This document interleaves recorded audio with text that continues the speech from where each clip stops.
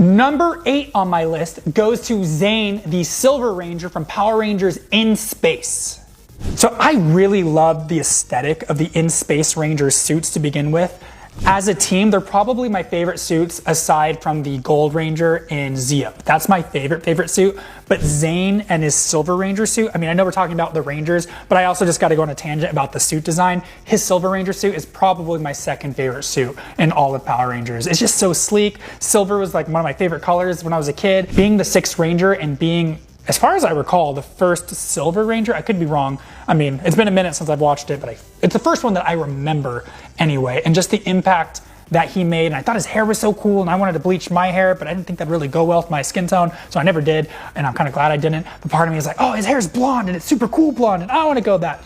So it's not even, it's more like the impact he had on me with his presence when I was a kid versus like, well, his character did a specific thing that made me like him. The presence that Justin Nimmo, the actor who played Zane, had on screen was just amazing to me. I mean, I don't know what it was about him because he's supposed to be an alien too, and I thought that was just so cool. But yeah, he was incredible to watch, and I just love his series. Number 7 on my list goes to Amelia, the pink/red Ranger in Power Rangers Dino Fury / Cosmic Fury.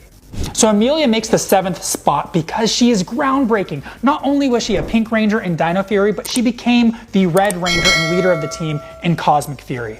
And also Hunter, who plays Amelia, is super talented. I actually trained with her one time doing an open gym in LA. She came and worked with me, and that was before Cosmic Fury was filming. So she just had wrapped Dino Fury. And so she was telling me like she's really excited about something and, you know, like under wraps and whatever, but I could kind of guess what was going on.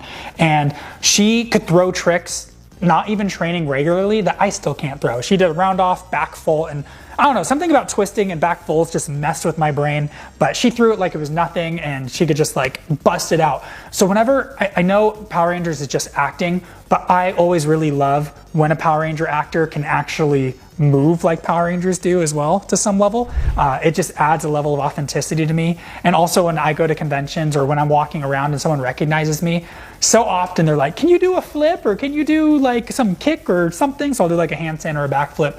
And she's one of the few who can actually keep up and do those skills. And that to me resonates and shows its strength on screen. And again, it's not that you have to be able to do these things because Power Rangers at the end of the day is an acting job, not a physical who can tumble and who can't do martial arts job.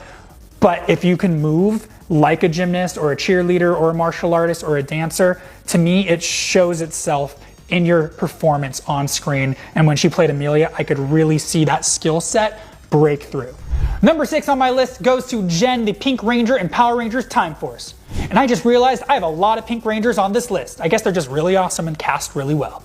So Jen, played by Erin Cahill, who is an amazing human being.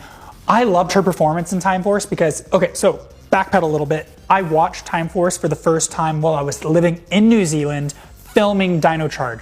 So Yoshi highly recommended Time Force as one of his favorite seasons. So we would film, come back as a cast, because a lot of us lived together in the same house, so those of us that did would then watch several episodes of Time Force as a group. Like, oh, and then some of us got less interested, but I stayed with it and watched all of Time Force really quickly.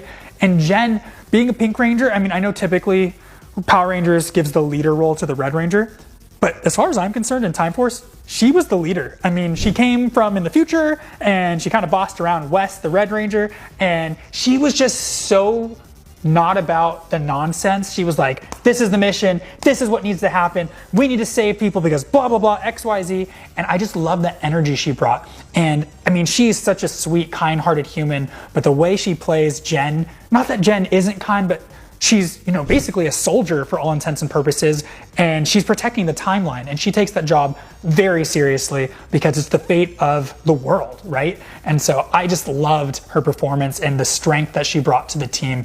So that's why Jen makes number 6.